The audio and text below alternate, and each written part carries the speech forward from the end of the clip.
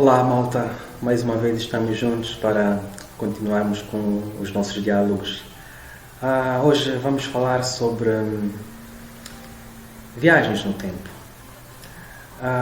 No capítulo anterior nós falamos sobre as crenças e abordamos que as crenças têm a ver com o dia a dia do ser humano. Ela está presente em todos os seus afazeres, em todas as suas interações, e por isso mesmo é que essas crenças também fazem parte tanto do mundo científico como do mundo religioso. Basicamente, o dia a dia, a vivência de todo e qualquer ser humano está por baixo de crenças, ou seja, as crenças dominam a vida, dominam o dia a dia dos seres humanos. Entretanto, é na base dessas crenças que existem também várias ideias de ficções, podemos dizer de ficções científicas. Nós temos conhecimento das pesquisas que têm vindo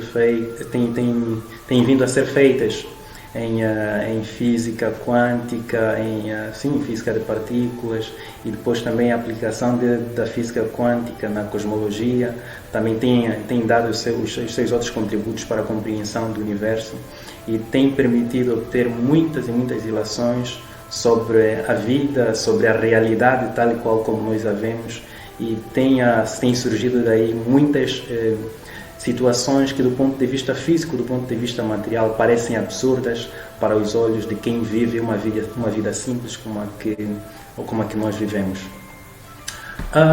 A física quântica em particular tem vivenciado realidades que se distanciam daquilo que nós estamos habituados a viver do ponto de vista do senso comum e daquilo que a física clássica nos vem ensinando durante esse tempo todo.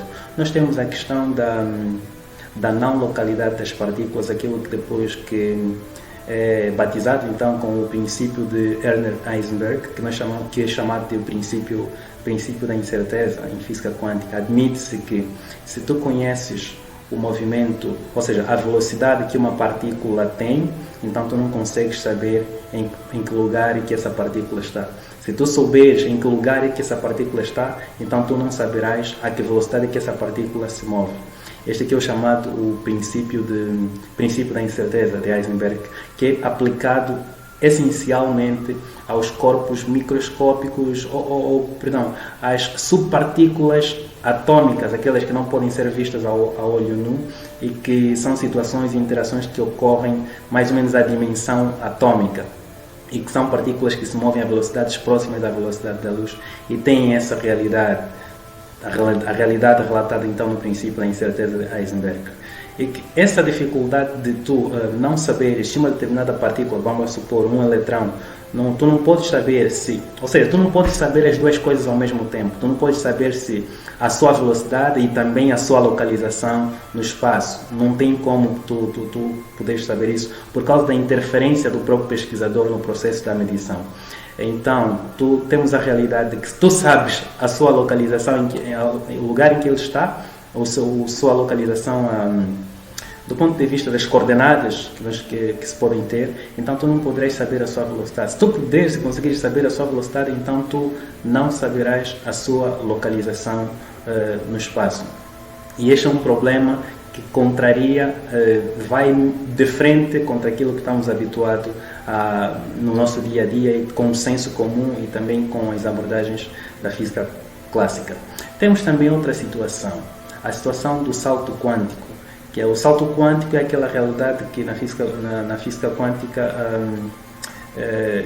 aborda-se e assume-se que é uma realidade em que uma determinada partícula pode sair de um lugar para o outro, entretanto, sem apresentar uma trajetória deste ponto até ao ponto aonde vai. O que é que eu quero dizer com isso? Acredita-se em física quântica que a partícula desaparece de um lugar e aparece num outro lugar, assim como se fosse fantasma, sem apresentar rastro do seu percurso, da sua trajetória. Ou seja, não há um caminho que a partícula percorre para sair do ponto A até ao ponto B. e como tal, ela basicamente desaparece e aparece num lugar sem trajetória e de tal maneira que os princípios básicos da física clássica não se aplicam no comportamento daquela partícula. É o que depois foi batizado como salto quântico. Essas realidades todas que a física de partículas vem detectando, e depois quando esta física é aplicada então para a compreensão do universo, vem detectando muitas outras mais realidades que para o senso comum, para o dia a dia, torna-se absurdo, quase absurdo. É destas realidades que nós poderemos dizer que são incompreensíveis ou que pouco ou nada têm a ver com o cotidiano, com o senso comum, que muitos pesquisadores vêm concluindo também a possibilidade de que o ser humano pode realizar viagens no tempo. Quer dizer que está no presente, pode ir para o futuro e pode ir para o passado.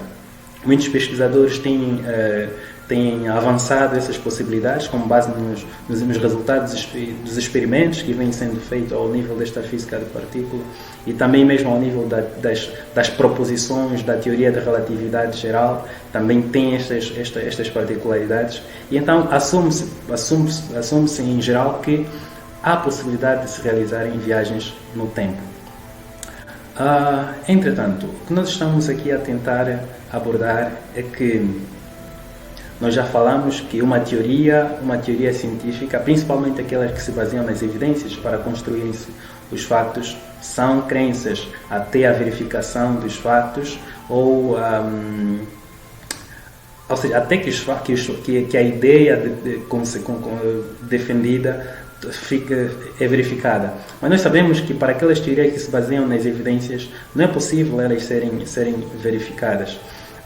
Basicamente vão se obtendo evidências mais fortes, cada vez mais fortes, e assim se fortificar uma determinada teoria, mas ela nunca vai ser um facto, uma verdade absoluta, porque o indivíduo não tem a possibilidade de vivenciar o facto. Então, essas teorias dominam a mídia, dominam o cinema também. Nós sabemos que em Hollywood vem fazendo muitos filmes em que propalam a ideia da possibilidade de se viajar no tempo, e nós temos as máquinas do tempo, etc. Mas nós vamos fazer aqui uma distinção entre a viagem no tempo e a teletransportação. A teletransportação é basicamente tu estares aqui num determinado lugar e desapareceres nesse lugar, ser levado e te apresentares num outro lugar.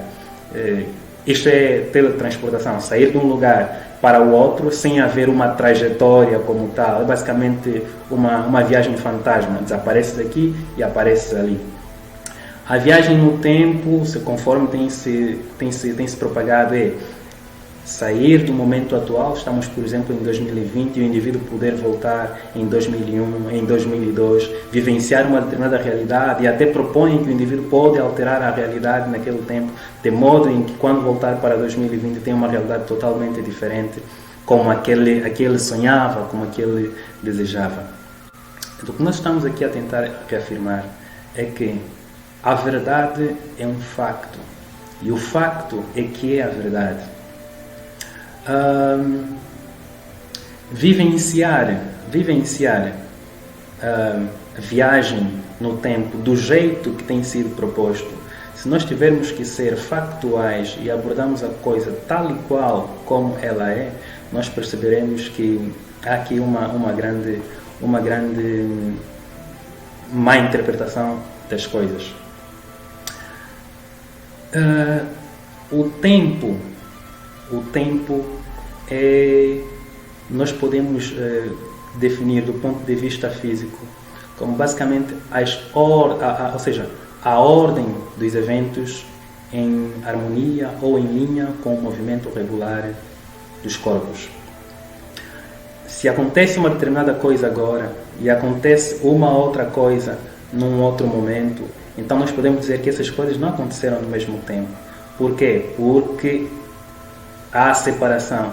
Ou seja, o que nós queremos dizer quando dizemos que tem os movimentos, ou seja, os eventos que acontecem têm que estar em harmonia com o movimento regular dos corpos no espaço, é que a definição do que é dia, a definição do que é um mês, do que é um ano, depende fundamentalmente dos corpos que estão no espaço. Nós sabemos que um dia é quando o planeta Terra faz uma rotação completa em torno do seu próprio eixo. Basicamente é como uma bola que gira no chão sem se mover, mas ela gira ali mesmo onde está e faz uma roda completa. Isso é um dia. O planeta Terra faz isso e nós consideramos isso como um dia. Quando a Lua completa uma roda completa em torno da Terra, é o que nós chamamos de um mês. A Lua faz aquele giro em torno da Terra, ela vai até voltar no ponto onde estava, uma roda completa, e aquilo é o que nós consideramos como um mês. Quando a Terra faz um giro em torno do Sol, da estrela Sol, ela basicamente o que ocorre é que ela sai do ponto em que está, vai, gira o Sol e completa um giro completo, uma roda completa. E nós consideramos isso como um ano. Isso é o que nós consideramos de tempo, o tempo cronológico. Então, se um determinado evento acontece agora, então ele acontece no momento, por exemplo, vamos ter referência à Terra, no momento em que a Terra se localizava na coordenada X, na coordenada Y do espaço. Se acontecer um outro evento depois deste, então já não será exatamente no mesmo tempo. Nós teremos este evento a acontecer quando a Terra já se localiza num outro ponto, ou seja, em outra coordenada do espaço, porque o movimento não para. E outros eventos ainda que tiverem que acontecer, que não são, por exemplo, simultâneos, ou seja, que não acontecem na mesma hora, no mesmo minuto, no mesmo segundo, no mesmo bilionésimo de segundo, que não acontecem simultaneamente, que quer dizer, um acontece e depois o outro acontece. Então, essa sequência de eventos está diretamente relacionada com o movimento dos corpos no espaço. Quando um evento acontece, então ele tem a ligação com as coordenadas da Terra naquele exato momento. É que nós dizemos que aquele evento aconteceu no momento X, no dia X, na hora X. Quando o outro evento acontecer, então nós temos a ligação com a outra localização da Terra no espaço, na sua órbita em torno do Sol. E vamos dizer que o segundo evento aconteceu no momento tal, quando a Terra se localizava na coordenada X, Y, que é diferente da primeira coordenada. E assim sucessivamente. Quer dizer que o tempo está diretamente relacionado com o movimento dos corpos. Atenção, o tempo que nós, humanidade, decidimos adotar como a referência, de modo que nós possamos controlar ou nos posicionar em relação aos eventos que acontecem entre nós, na nossa civilização, ou mesmo no espaço. Então, se nós quisermos ser factuais, se nós quisermos ser realistas, se nós quisermos ser verdadeiros, se nós quisermos nos libertar da ficção, se nós quisermos nos libertar de ideias que nós não temos a certeza se são reais, enfim, quisermos nos libertar da crença, uma viagem no tempo implicaria, por exemplo, se tiver que ser uma viagem no passado, implicaria que todos os corpos que se movem no espaço voltassem até o momento em que determinado acontecimento se deu. Se nós estamos aqui em 2020 e eu, por exemplo, quiser voltar lá para a minha escola, onde eu fiz o curso médio, há uma disciplina em contabilidade analítica que tive a nota 0, eu quero alterar aquela nota. Isso foi uma realidade, tive mesmo 0. E eu quero alterar aquela nota, quero ter 17 naquela nota. Então, naquela disciplina, o que é que vai ter que acontecer? Vamos supor, eu na realidade serei o único. Vamos supor que essa viagem do tempo é possível. Então, eu na realidade serei o único a saber que esta viagem terá que acontecer. Para sermos factuais, para sermos verídicos, o que teria que acontecer é a Terra voltar a fazer o movimento contrário em relação ao Sol para que possa voltar em 2003, por exemplo.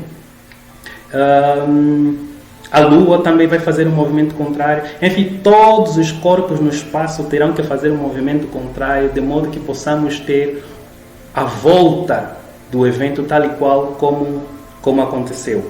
E além do movimento dos corpos, nós temos também as ações dos seres humanos. Todos os seres humanos se movimentaram, fizeram ações. Há aqueles que constituíram famílias, aqueles que construíram, enfim, vários tipos de relações que agora são pai. Se tivermos que voltar no tempo, só para me favorecer, porque eu quero retirar aquele 0 que eu tive naquela disciplina para ter 17. Então nós temos que ter toda a turma que esteve comigo, enfim, todas as relações que foram construídas, todos os acontecimentos que se deram depois deste ano onde eu quero voltar, terão que se desfazer, basicamente como acontece como um vídeo. Num vídeo nós temos ali um filme a decorrer, então para se recuar nós teríamos que, o que nós fazemos é apertar o botão e recuar até ao ponto. Então, é exatamente isso que teria que acontecer, com a única particularidade de que eu, que quero alterar o meu passado, seja o único indivíduo consciente de que o tempo está a recuar.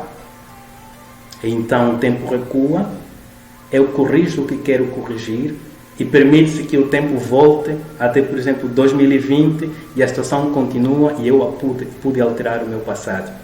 Isso, em termos factuais, em termos reais, estamos a falar de realidade, é que seria viagem no tempo.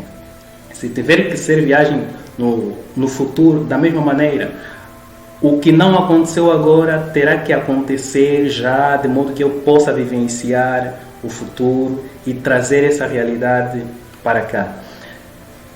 O que nós queremos dizer com isso é o quê? É que os pesquisadores, a física de partícula, em harmonia com as outras físicas que tentam estudar e compreender a vida e o universo, têm acessado dimensões que são, do ponto de vista do senso comum, difíceis de serem compreendidas. Difíceis de serem compreendidas do senso comum, mas, entretanto, elas são interpretadas com os olhos do indivíduo que vive uma realidade física. Vamos dar o seguinte exemplo. Nós, voltando na realidade do tempo, o tempo é a ordem dos eventos em linha com o movimento regular dos corpos no espaço. Atenção, o movimento tem que ser regular, porque se os corpos no espaço não tiverem movimento regular, automaticamente não haverá tempo. Quero com isso dizer que se as estrelas, se por exemplo a Terra não girasse à volta do Sol, a Lua não girasse à volta da Terra, e em vez de terem movimentos de rotação, eles tivessem movimentos aleatórios que não têm um padrão, que tu não consegues padronizar, não teríamos a possibilidade de contar dias, nem anos, nem meses. Por quê? Porque o movimento desses corpos não é regular. Isso também para dizer que o tempo não é uma dimensão absoluta, o tempo é relativo. Baseando-se no movimento dos corpos, isso é uma relatividade. Então, se os movimentos, vamos assumir, e como são na realidade, os movimentos são regulares, e o tempo depende do movimento desses corpos.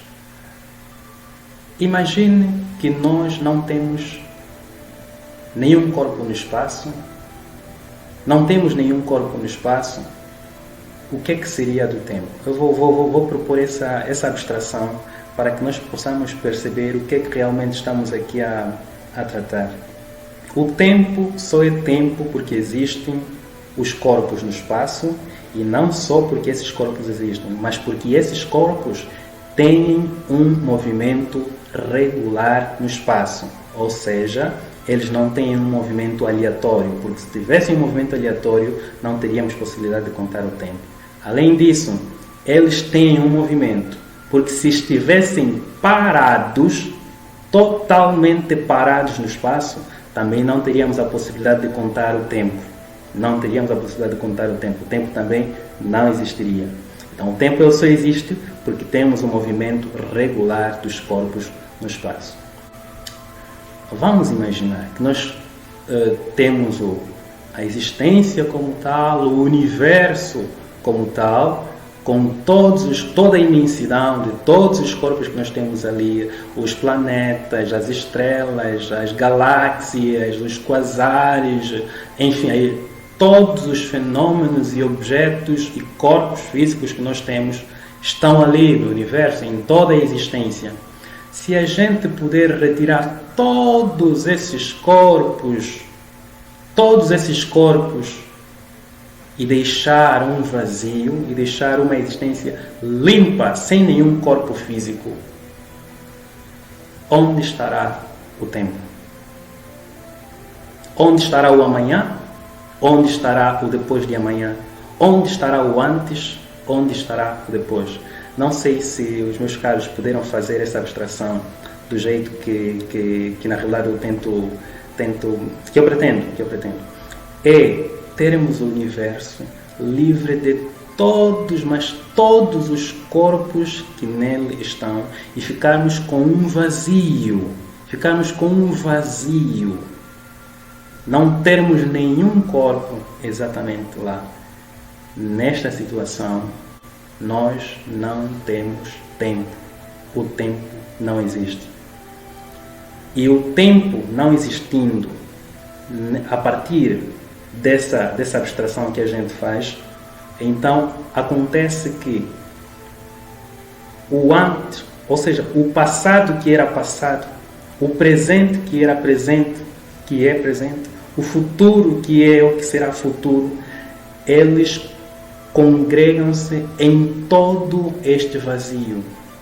Todo este vazio, toda esta não existência de coisas materiais vai abarcar todo o passado, todo o presente e todo o futuro. Basicamente nós podemos chamar de o agora totalitário. Um vazio que é totalitário, um vazio, porque ele abarcava todos os corpos que se movimentavam e criavam a ilusão do tempo. Quando já não existe nenhum corpo físico, nenhuma matéria no espaço profundo, e aquele vazio, apesar de que nós sabemos que vazio é somente em termos físicos, porque noutra dimensão tudo é pleno. Então, quando há aquele vazio, o que acontece é que não há amanhã, não há depois de amanhã, porque não há referenciais físicos para nós determinarmos o tempo, para nós determinarmos que um determinado evento aconteceu antes ou aconteceu depois, então o tempo de duração é isso. Não tem referenciais. Isto para dizer que dentro do vazio, dentro da imensidão, uma imensidão que abarca tudo, o tempo é compactificado, ou seja, o passado, o presente e o futuro é um só, por via de um vazio que abarca todos os fenômenos.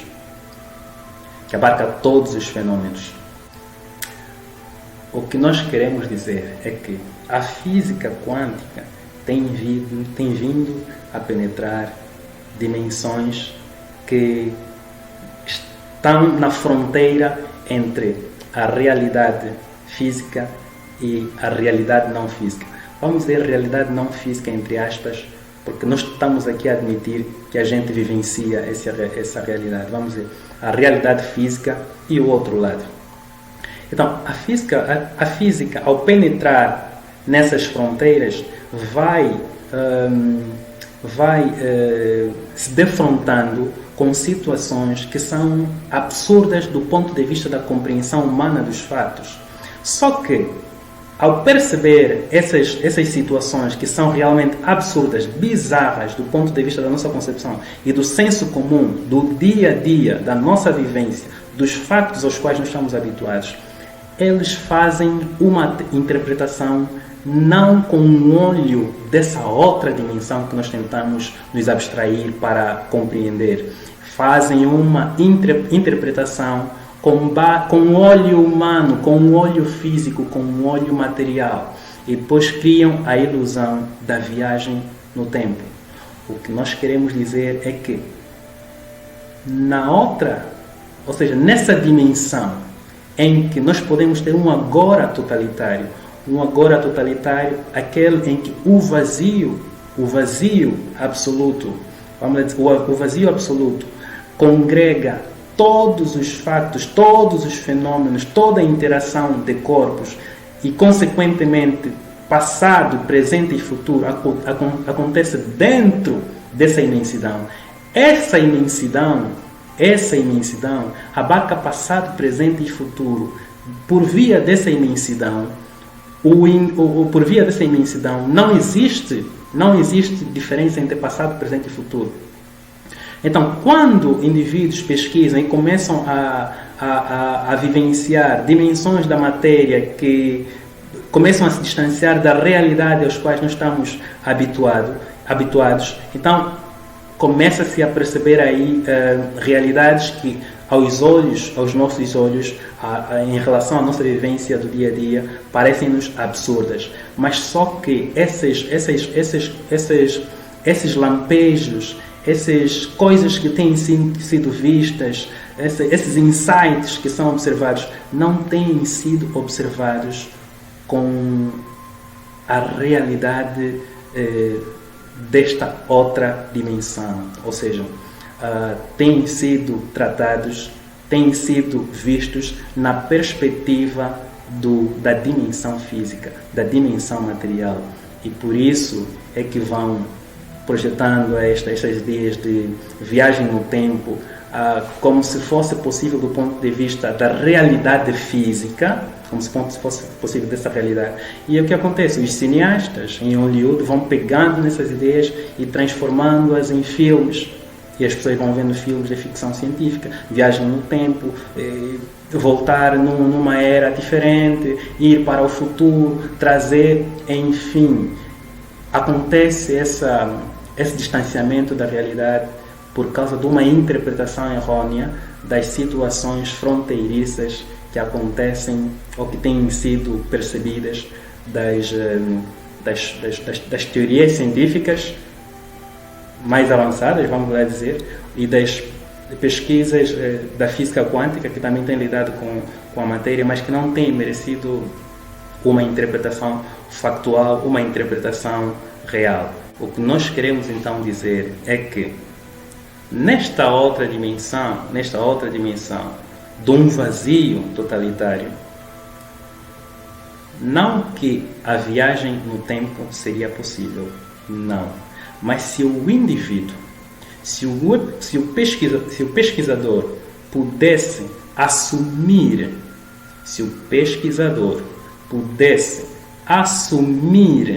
a identidade do vazio absoluto, digo, se o pesquisador fosse o próprio vazio absoluto, então para ele não haveria nem passado, nem presente, nem futuro. Ele cobriria toda a existência e ele estaria presente em todo o passado, em todo o presente e em todo o futuro. Então não seria exatamente uma viagem, seria uma presença temporal ilimitada. Uma presença temporal ilimitada. Mas o que tem acontecido é que a interpretação não tem sido feita da melhor maneira e tem nos levado a esta dificuldade, a esta distorção da realidade, a esta incompreensão, e vamos ter ideias mal compreendidas ou mal percebidas a serem publicadas, a serem difundidas massivamente e assim distorcer as mentalidades das pessoas.